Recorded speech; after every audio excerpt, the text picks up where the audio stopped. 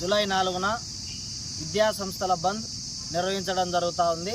ఈ విద్యాసంస్థల బంద్లో అఖిల భారత విద్యార్థి సమాఖ్య ఏఐఎస్ఎఫ్, భారత విద్యార్థి ఫెడరేషన్ ఎస్ఎఫ్ఐ, అలాగే ఎన్ఎస్యుఐ, పీడిఎస్యు, పీడిఎస్ఓ, అలాగే ఏఐఎస్ఏ ఇంకా విద్యార్థి సంఘాలు ఇవాళ బంద్లో దేశవ్యాప్తంగా పాల్గొంటూ ఉన్నాయి।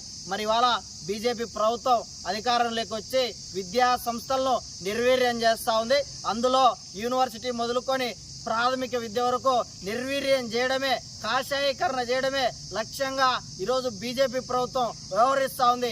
అందులో భాగంగానే ఇవాళ నిన్న నీట్ ఎగ్జామ్ కావచ్చు, లేకపోతే నెట్ ఎగ్జామ్ కావచ్చు, లేకపోతే రాష్ట్రాలకు ఉన్నటువంటి స్వయం ప్రతిపత్తిని దెబ్బతీసే విధంగా రాష్ట్ర ప్రభుత్వాల ప్రయోజనాలను పక్కన పెడుతూ విద్యార్థుల ప్రతిభను దెబ్బతీసే విధంగా కేంద్ర ప్రభుత్వం వ్యవహరిస్తున్న వ్యతిరేక శైలికి నిరసనగా దేశవ్యాప్తంగా విద్యార్థి సంఘాల ఆధ్వర్యంలో జూలై 4వ తారీఖున బంద్కు పిలుపునివ్వడం జరుగుతుంది।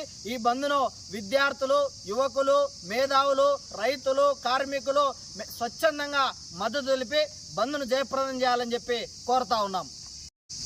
జీవలరాజు, ఏఐఎస్ఎఫ్ జిల్లా కార్యదర్శి, కడప।